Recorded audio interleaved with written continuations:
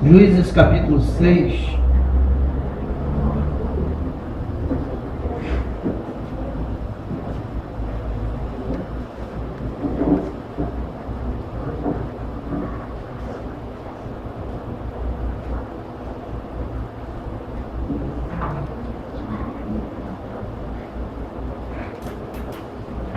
Verso 7. Juízes 6, verso 7.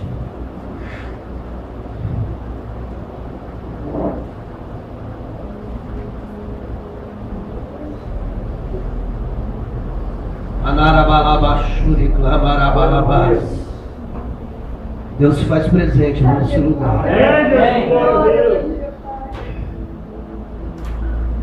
Maravilha, né? Capítulo 6, versículo 7. Irmãos, pode continuar sentado. E vamos estar ministrando a palavra de Deus. Que a palavra de Deus venha ser semente, que venha cair numa boa terra, e que essa semente ela possa germinar, crescer e dar frutos na vida de cada um. Antes de lermos a palavra de Deus, vira para a pessoa que está do teu lado e diz: Deus requer de você mais uma vez, Deus requer de você. Mais uma vez, Deus requer de você as ferramentas que Ele colocou nas tuas mãos.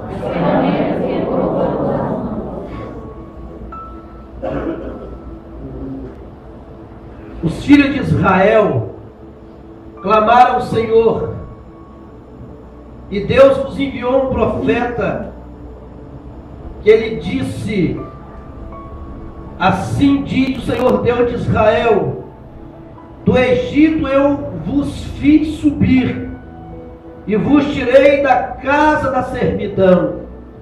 Pula lá para o verso 10, ainda no mesmo capítulo.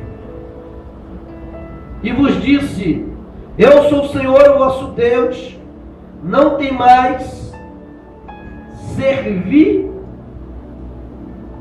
os deuses dos amorreus, em cuja terra habitais, mas não destes ouvido à minha voz. Curva a tua cabeça. Senhor, mais uma vez te peço, fala conosco, se revela aos nossos corações.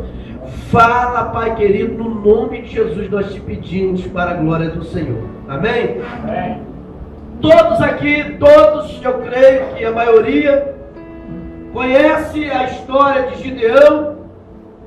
Israel ficara 430 anos escravizado no Egito.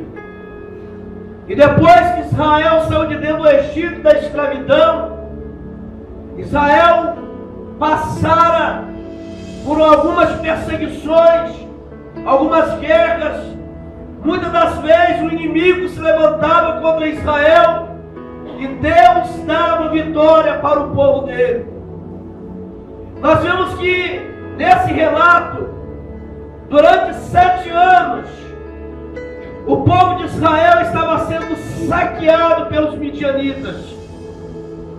O povo de Israel, eles aravam a terra, adubavam a terra, semeavam sobre a terra, e quando eles colhiam o fruto da terra, eles já sabiam que eles não iriam usufruir daquilo que eles tinham plantado, semeado e colhido. Todo o trabalho que eles tinham simplesmente era para o inimigo. Se levantavam os amonitas, os midianitas, eles vinham e saqueavam todo o fruto da terra de Israel. E agora o povo começa a clamar, assim como nos dias em que eles estavam escravizados no Egito. Eles começaram a clamar e começaram a pedir a Deus para que tivesse misericórdia deles, para que tirasse eles daquela situação. E o próprio Deus envia um profeta até este povo.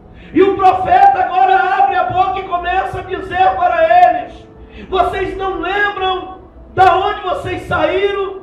Vocês não lembram da onde é que Deus tirou vocês?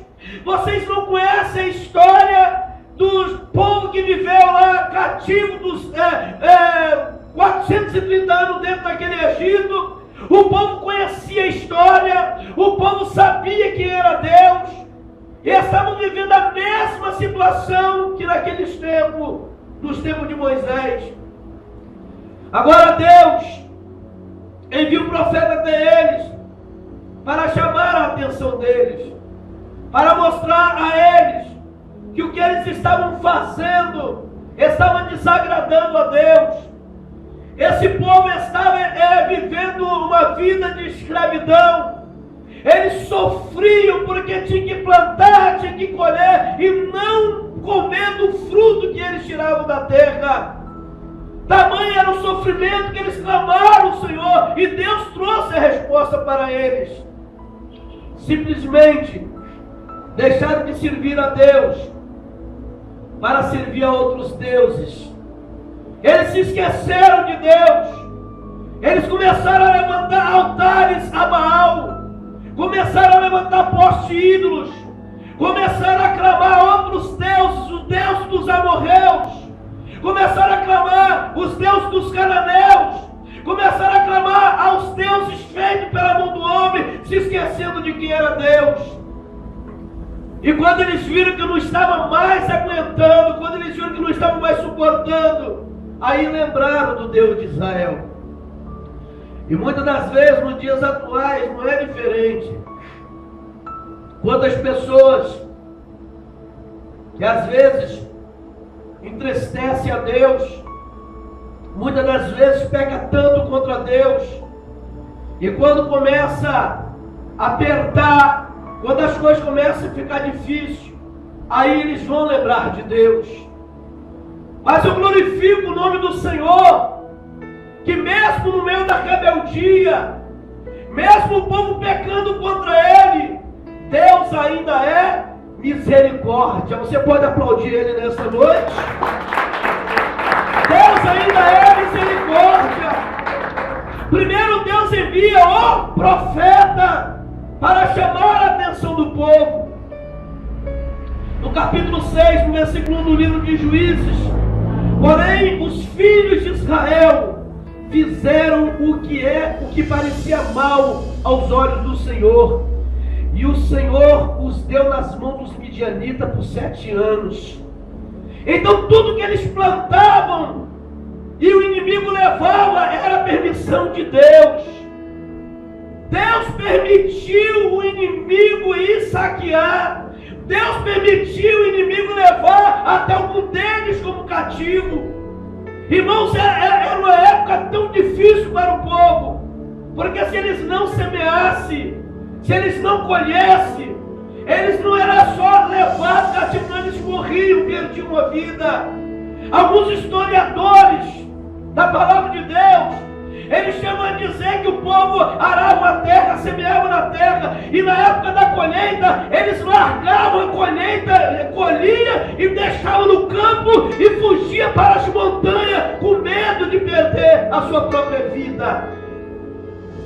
Quantos homens foram levados escravos? Quantos pais de família perderam a sua vida?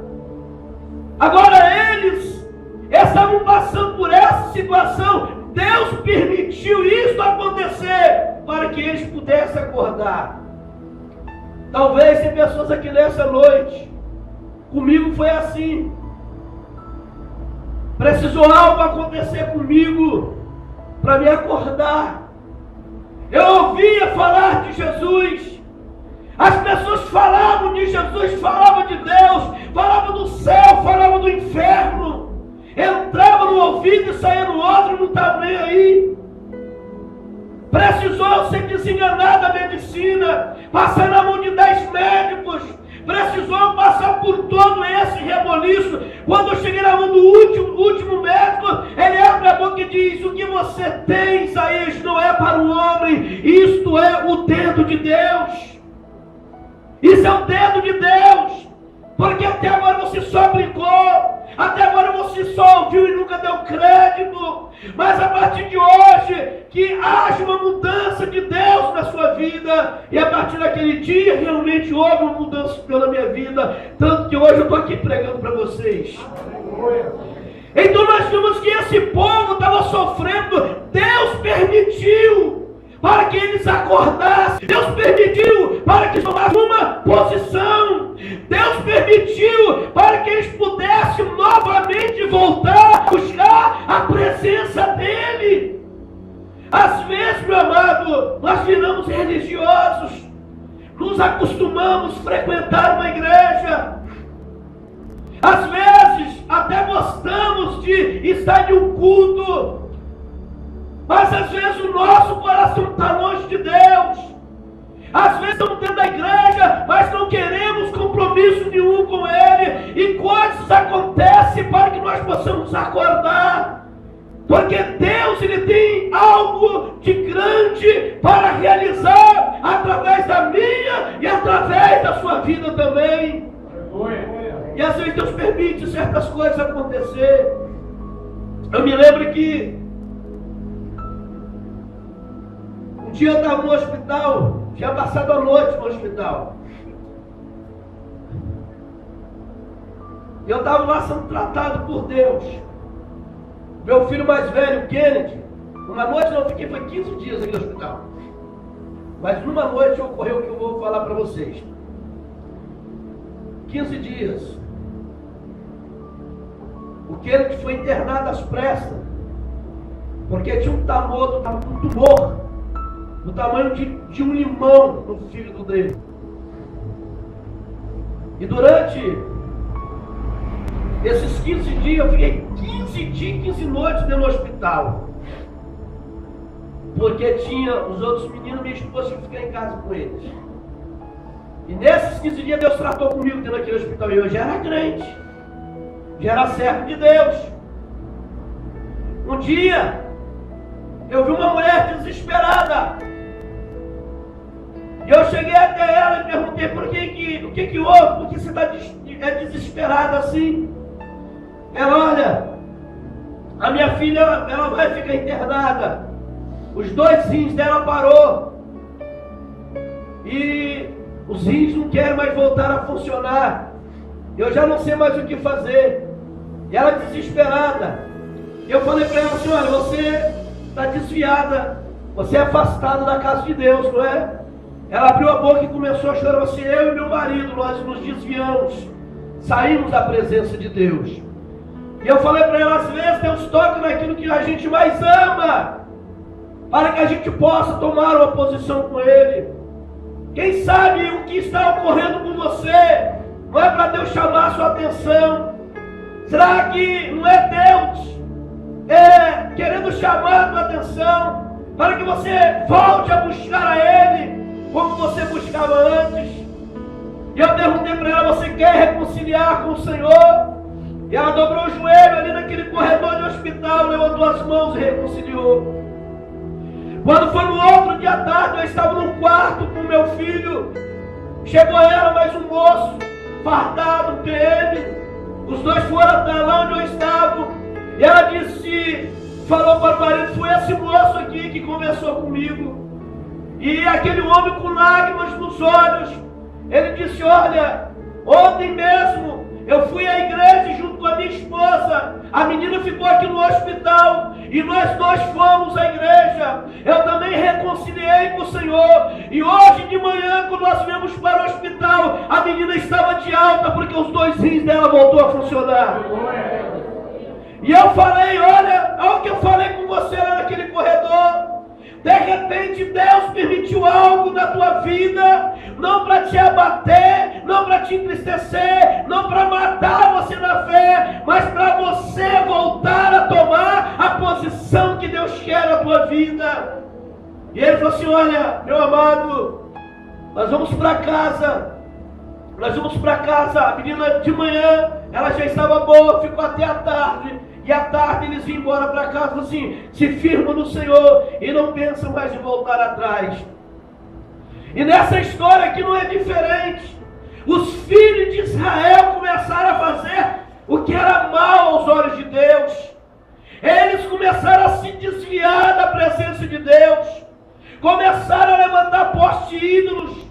Entraram agora em uma idolatria terrível. se esqueceram do que era o culto ao Senhor, o que era fazer sacrifícios ao Senhor, e começaram a cultuar a Deus estranho. Por isso, Deus permitiu que eles fossem saqueados, e alguns até levados como escravos pelos amalequitas e pelos midianitas. Mas o que me chama a atenção aqui dessa palavra é que no meio de tanta gente, Deus ele sempre levanta um. Deus sempre escolhe um para fazer a diferença. E que nessa noite você possa abrir o teu coração, e como o profeta Isaías abriu a boca, você também possa dizer: eis-me aqui, Senhor, estou aqui para estar no teu querer, estou aqui para estar na tua vontade, estou aqui, Senhor, não para agradar a mim mesmo, mas para fazer aquilo que o Senhor determinar. É isso que Deus quer de cada um de nós. Dentro dessa história, nós vemos um homem, todo o povo, eles semeavam, eles colhiam e largavam lá para os midianitas levar a colheita. Esse homem pegava parte da colheita dele e levava a colheita dele para longe do lugar da onde ele tinha colhido. Ele ia para um lugar chamado lagar. Lagar não era lugar de sementes, lagar era lugar de se pisar uvas, era lugar de se fazer vinho. Na época da colheita dos cereais, não era época de colheita de uvas, no lagar não tinha nada. Alguns chegam a dizer que os lagares estavam até abandonados, já não se faziam mais vinhos, não se faziam mais nada no lagar. E Gideão levava toda a sua colheita ali para o lagar, às vezes com medo, às vezes apavorado, com medo de alguém ver, descobrir e até entregar ele para os midianitas. Enquanto muitos estavam passando fome, Gideão tinha o que comer, porque ele levava a sua colheita, parte da sua colheita, para o lagar. E um dia ele estava lá no lagar, malhando trigo, quando o anjo do Senhor apareceu para ele. Quando o anjo do Senhor apareceu para ele, eu creio que Gideão deve ter levado um baita de um susto. Porque o anjo do Senhor no Velho Testamento, ele não aparecia como um homem com duas asas voando, não, era um homem. E o anjo do Senhor, aqui a palavra anjo do Senhor, na teofania, é o próprio Cristo, era o próprio Jesus em forma de homem, aparecendo para Gideão. De tantos homens que tinham naquela época, o Senhor estava de olho em Gideão. O Senhor observava a Gideão, mesmo ele com medo, mesmo ele desesperado, o Senhor estava ali observando a Gideão. Então, no meio de tantas pessoas que às vezes ouvem a palavra e não querem tomar uma atitude de mudança, sempre tem algum que Deus está observando, sempre tem algum que Deus olha para ele e diz: esse aí vai me servir de todo o coração, essa aí será profeta na minha mão. Sempre tem alguém que o Senhor está observando. Você pode levantar a tua mão e dizer: sou eu? Falaram: sou eu com tanta pouca fé? Eu quero ser um desses, Senhor, que o Senhor me observar e me usar com poder e autoridade. Oh, aleluia, louvado seja o nome santo do Senhor. No capítulo 6, versículo 12 de Juízes: então o anjo do Senhor apareceu, ele disse: o Senhor é contigo, varão valoroso. Um homem que estava se escondendo, um homem que estava malhando trigo no lagar, um homem que não tinha nenhuma esperança, um homem que achava que nem futuro tinha mais, um homem que estava ali, meu amado, cheio de medo. mas que seria nas mãos de Deus. Um grande general, que seria um homem usado tremendamente por Deus para jogar todo o inimigo que se levantara contra Israel por terra. O Senhor é contigo, varão valoroso. Apavorado, frágil, fraco, sem força, sem perspectiva de vida, sem futuro, sem alegria, sem direção, se escondendo. Mas Deus olha para ele: o Senhor é contigo, varão valoroso. Você já imaginou que você estivesse nos piores momentos da tua vida? E o Senhor fará isso para você: o Senhor é contigo, varão valoroso. O Senhor é contigo, varoa valorosa. Sabe, para muitos talvez, olha, até para a própria família de Gideão, talvez ele não tinha valor nenhum.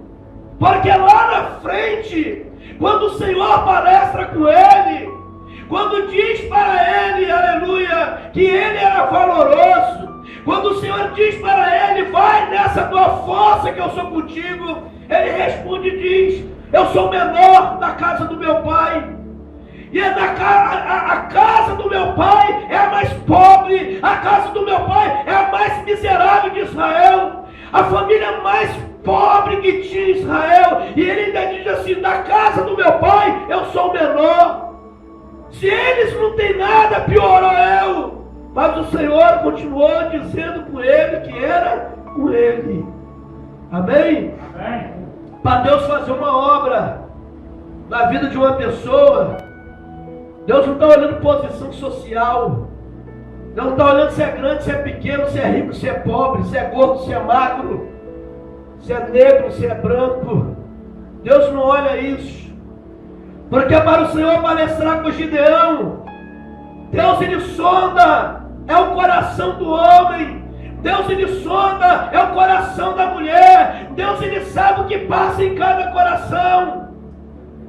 Deus conhecia o coração de Gideão. Não foi à toa que o Senhor foi até ele para palestrar com ele e levantar ele, aleluia, como líder ali naquela nação. Você está entendendo? A palavra diz amém. Amém. Louvado seja Deus. Você dá uma olhada no verso 14. Era bom até se tivesse a canetinha, você marcar aí na sua Bíblia. Capítulo 6, versículo 14. Então o Senhor olhou para ele e disse: vai nessa tua força. Vira para a pessoa que está do teu lado, diz isso para ela, profetiza na vida dela. Vai nessa tua força, meu irmão. Vai nessa tua força, minha irmã. Talvez você não tenha força nenhuma, mas Deus trabalha nas nossas fraquezas. Quando nós pensamos que somos fortes, nós somos fracos. Mas quando nós pensamos que somos fracos, aí nós somos fortes. Aleluia. Eu me lembro que eu passei uma semana orando e jejuando, aí para determinado lugar. E quando chegou no dia de eu entregar, sabe, a mentalidade fértil, comecei a pensar, imaginar: o negócio vai ser bom, vai pegar fogo, Deus vai batizar com o Espírito Santo, Deus vai curar, aquele lugar vai tremer. Não aconteceu, foi nada, nada. E teve um dia que eu passei, irmão, foi o pior dia que eu passei na minha vida. Sabe quando você está em aflição de alma, angustiado, querendo correr, querendo se esconder, não querendo conversar com ninguém? Eu fui para o meio do mato para conversar com Deus, para tentar revigorar as minhas forças, tanto física como espiritual. E eu esqueci que eu tinha que pregar naquela noite. Quando eu lembrei, estava lá dentro do mato, sem Bíblia, não estava com uma roupa adequada para subir no altar para pregar. Eu lembrei que eu tinha que pregar. Mas no meu coração eu pensei: não estou em condição de subir no altar para pregar. Não posso nem entrar na porta de uma igreja. Porque hoje o meu dia foi um dia muito ruim. Não é que eu caí em pecado, não, irmãos. Foi tanta afronta que eu passei, que eu estava todo dilacerado. Eu estava mal até comigo mesmo. Mas naquele dia, no meio daquele mato, eu recebi um renovo tão grande de Deus, que eu corri no meio daquele mato que parecia um doido. E peguei um ônibus e fui para dita cuja igreja, para tal igreja. Chega lá, a igreja super lotada, tive que entrar pelas portas do fundo para ir para o altar. Pastor olhando para mim, você estava onde, rapaz? Pensei que você não ia vir. E eu assim, me dá só uns 2 minutinhos, dobrei o joelho, orei, levantei. Meu amado, naquele dia Deus fez coisas que nunca tinha feito na minha vida até o dia de hoje. Naquele dia um homem paraplégico de 18 anos que não andava, era budista. Ele levantou, saiu correndo de dentro da igreja, foi para o meio da rua gritando que estava curado. Ele, toda a família dele aceitou Jesus naquele dia. E mais outras coisas tremendas que aconteceu. Para aquele dia não tinha orado, não tinha jejuado, não tinha, como se diz, pagado um preço. Deus me usou, foi nos momentos, nos piores momentos de fraqueza espiritual da minha vida. Porque quando nós achamos que estamos cheios, colocamos o eu e achamos que tudo vai acontecer porque estamos cheios, às vezes Deus não faz nada. E quando nós estamos lá embaixo, você já notou? Às vezes você sai de casa, eu creio que já aconteceu com alguém aqui. Você sai de casa e diz, olha, se me der uma oportunidade hoje lá na igreja, eu não quero. Hoje eu não vou cantar. Hoje você está lá na última cadeira, vou ficar escondidinho para ninguém me ver.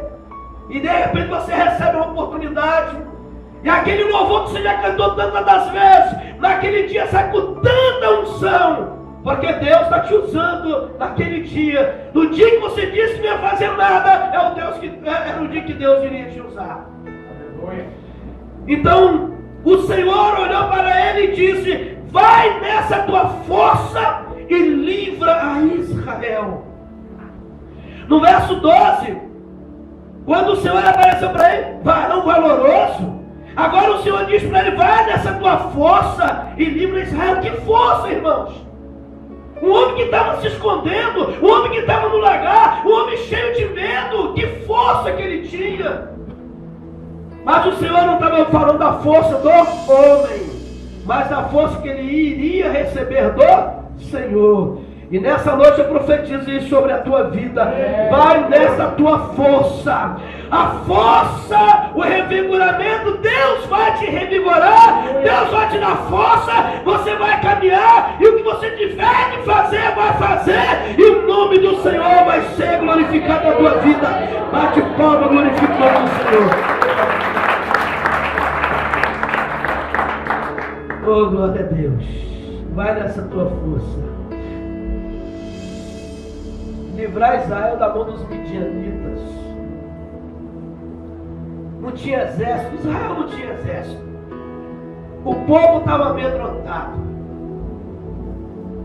Mas nessa tua força, livra Israel da mão dos midianitas. Sabe quando Deus ele fala conosco, o restante já está preparado, basta você crer. Quando Deus fala comigo, com você, que é para fazer algo, pode ter certeza que Ele já está tomando a direção. Aleluia. Ele já está à frente de tudo. Não deixa o medo, não deixa a covardia, não deixa o eu, não deixa o querer, a vontade própria dar um não para Deus. Porque às vezes é mais fácil dar um não para Deus do que dar um sim para Deus. E nessa noite, Deus quer fazer com você como fez com Gideão. Glória a Deus. Lá no livro de Gênesis, o capítulo 41, versículo 38, tinha um também que era pequenininho. Não era ninguém. Vivia lá no meio das ovelhas, fedia ovelha. Os irmãos eram homens de guerra, alistados no exército. Quando o profeta foi até a casa de Jessé, os irmãos de Jessé passaram diante do profeta. Samuel olhou um por um, é esse Senhor, não era nenhum deles. E o Senhor ainda disse para o profeta, você está olhando com os olhos do homem, você está olhando a aparência, está olhando por fora, eu vejo por dentro, contempla o coração. O profeta abre a boca e pergunta para Jessé, acabaram-se os jovens ou os mancebos? Não. Ainda falta o quê, irmãos? Então vamos falar com amém? Vamos lá? Com fé. Ainda falta o? E onde está o menor aqui nessa noite? Tem algum menor aqui nessa noite? Menor quer dizer pequeno, meu amado. Ainda falta o menor. O menor. Davi era o último a ser lembrado. Era o último a se assentar na mesa. Era o que comia, os irmãos comiam e largavam o resto para ele. Davi, aos olhos da família, não era ninguém, só servia para pastorear a ovelha. Mas Deus estava de olho em Davi. Tinha coisas que só Deus sabia, que talvez o pai, a mãe, os irmãos de Davi não sabiam. Lá na frente ele fala, abre o coração e diz para Saul. Quando Saul vê a estatura de Davi e vê o tamanho do gigante, esse rapaz, esse homem é valente de guerra, já matou tantos. Quem é você? Davi abre o coração e diz para o rei, olha rei, o mesmo Deus que me entregou um leão, o mesmo Deus que me entregou um urso, matei o urso, matei o leão, esse mesmo Deus vai me entregar nas minhas mãos, esse circunciso que afronta o exército de Deus. Deus não quer usar nenhum grande não, meu amado, porque quem tem que aparecer nas nossas vidas é o Senhor. Cantor, quando começa a ser grande, o Senhor vai lá na raiz e corta. Pregador, quando começa a querer ser grande, Deus vai lá na raiz e corta. Não tem grande na obra de Deus, não tem grande. Grande é Deus. Quanto mais menor você for, mais usado por Deus você vai ser. Aleluia. Deus deu um exemplo a Jeremias. Deus não falou para Jeremias, sobe a casa do oleiro. Não, o Senhor disse, desce. Jeremias, desce a casa do oleiro. Jeremias teve que descer a casa do oleiro para ver como é que Deus trabalha com o barro para se tornar um vaso. Aplauda o Senhor, Jesus.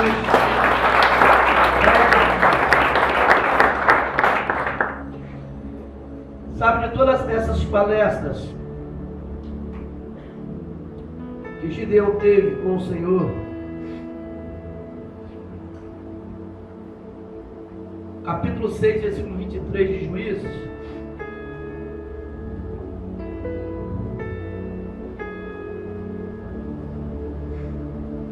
porém o Senhor lhe disse, paz seja contigo. Por que paz seja contigo? Tem gente que não consegue nem dormir porque não tem paz. Quem não tem paz não tem também alegria. É verdade ou não é? Uma pessoa que não tem paz, ela é alegre? Uma pessoa que não tem alegria não tem nem motivação para viver, para fazer nada. Lá no largar, amedrontado, paz seja contigo. O Senhor está trazendo paz para o coração dele.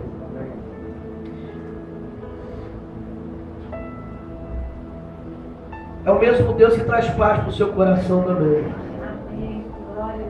No capítulo 6, no versículo 34, de todo chamado de Deus nas nossas vidas, não existe chamado sem o Espírito de Deus. Porque sem o Espírito de Deus, irmão, não acontece nada. Até mesmo no Velho Testamento você está vendo o quê? Uma ação do Espírito de Deus na vida de Gideão. O Senhor aparece para ele, o Senhor é contigo, varão valoroso. O Senhor olha para ele, vai nessa tua força. Porventura não te enviei eu? Mas cá embaixo nós vemos no verso 34, então o Espírito do Senhor revestiu a Gideão. A palavra revestiu é porque ele já tinha o Espírito de Deus.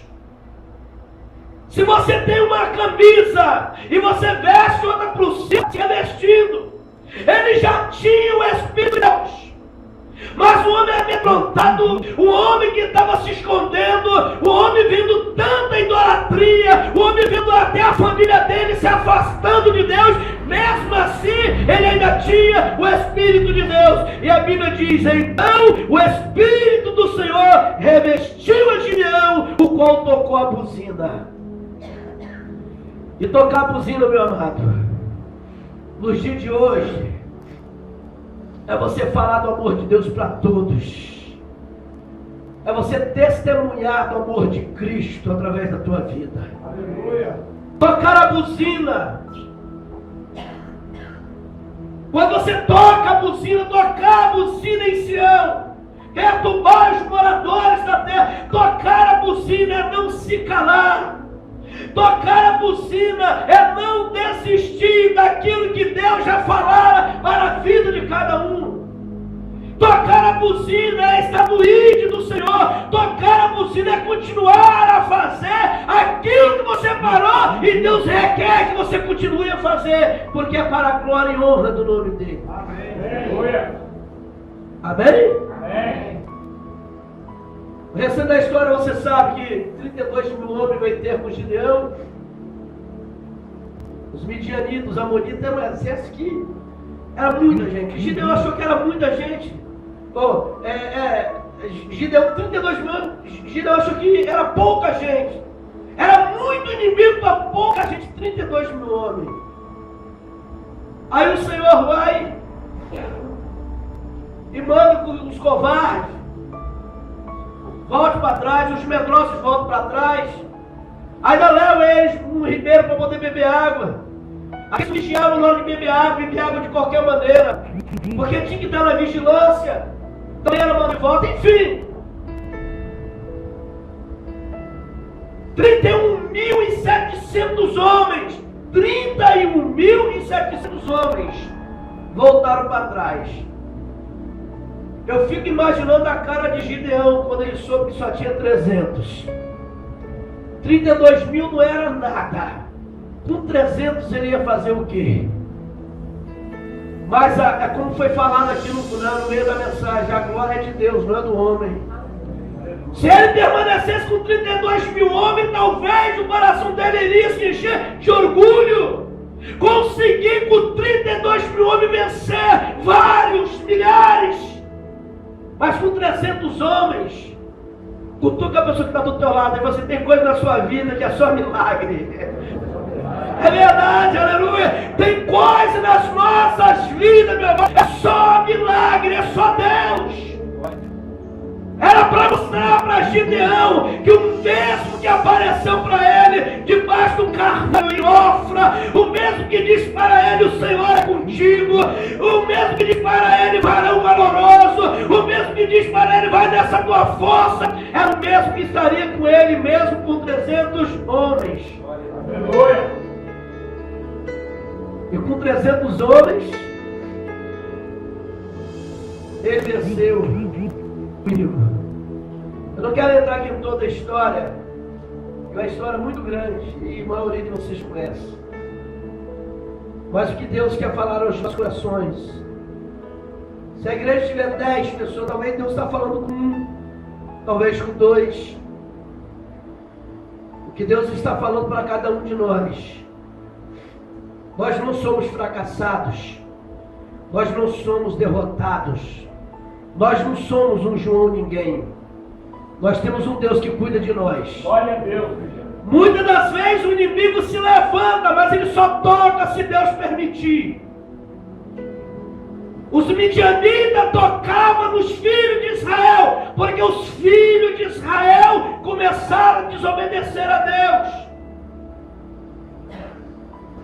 Não é tempo de igreja, meu amado. Não é tempo de igreja que vai fazer você ser diferente, não. Permaneça na mesma fé. Permaneça na mesma comunhão. Não perca o temor que Deus colocou no teu coração. Aleluia. Continua sendo o mesmo.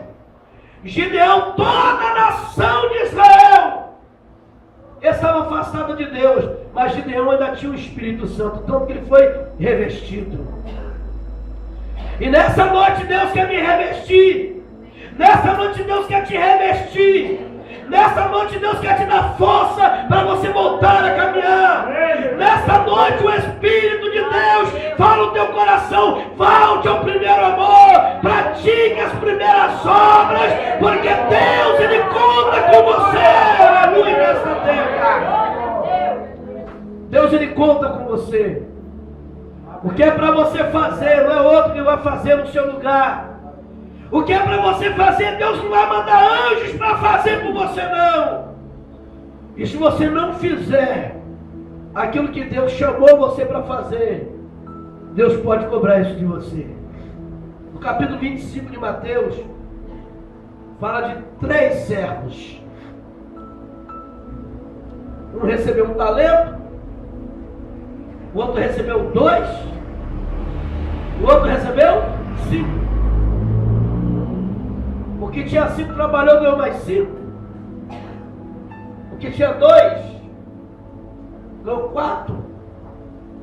E o que tinha 1 enterrou.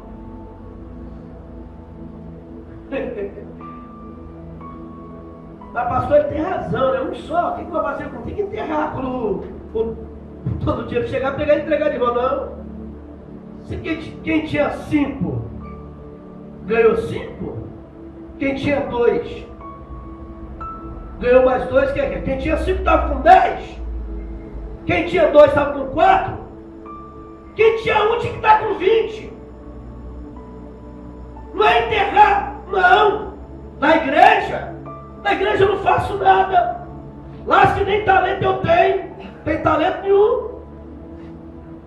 Fulano prega, canta, toca. Bertano tem várias funções. Não é disso que Deus está falando, não. Tem coisas que você faz que nem um pastor sabe. Tem pessoas, meu amado, que evangelizam no hospital e nem um pastor sabe. Visita presídio e nem pastor sabe.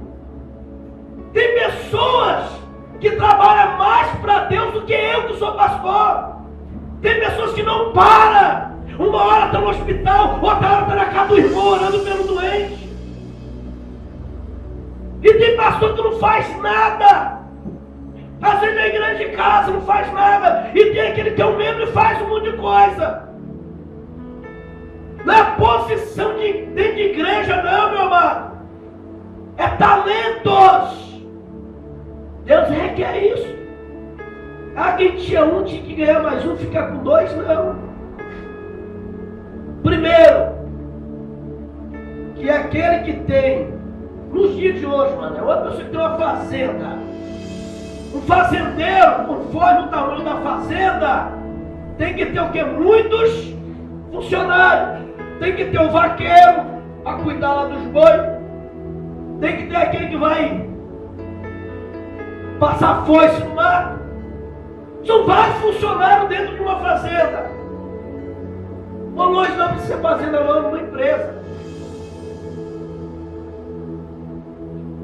Às vezes o patrão, ele fica observando e ele sabe quem é e quem não é dentro da empresa.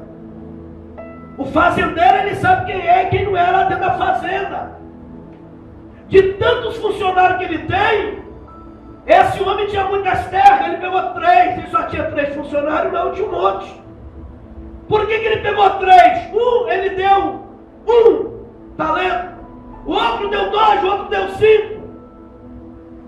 Porque cada um recebe conforme a sua condição para trabalhar. Não, a responsabilidade é igual.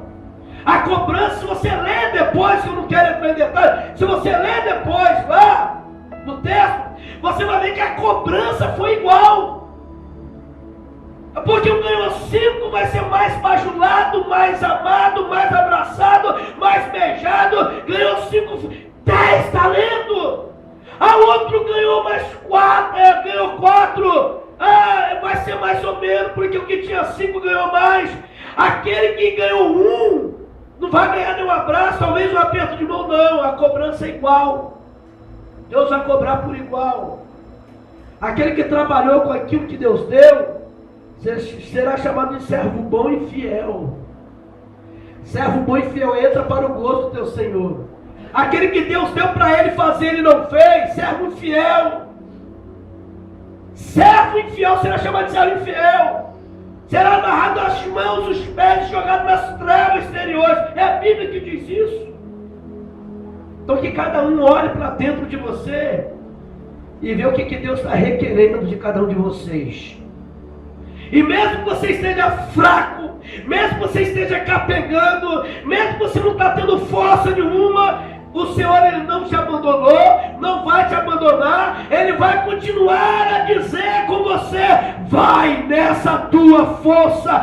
Mas eu não tenho força, a força é do Senhor, não é sua. Vai nessa tua força, porque Ele vai te fortalecer e vai te dar condições de fazer o que Ele determinou para você fazer. Bate palmas, exalta o nome do Senhor. Vamos ficar de pé no nome de Jesus. Amém? Amém. Para nós podermos encerrarmos. Vira para a pessoa mais uma vez. Pastor, isso é tão chato fazer isso. Não é chato não. Você não sabe o bem que você está fazendo. Você libera uma palavra profética, você está abençoando a pessoa e está abençoando você mesmo. Vira para ela e diz: vai nessa tua força. Você não desista. Deus é contigo. Mais uma vez, Deus é contigo. Não desista. Faça. O que Ele mandou você fazer.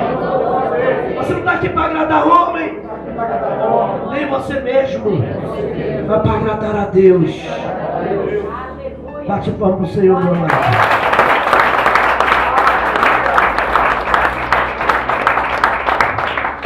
Para encerrarmos. Sabe, Josué e Caleb, lá desde o Egito, que eles andavam lado a lado com Moisés. E Josué é aquele que ficava agarrado nos pés de Moisés, não largava Moisés para nada. Mas morreu. E quem ficou no lugar de Moisés?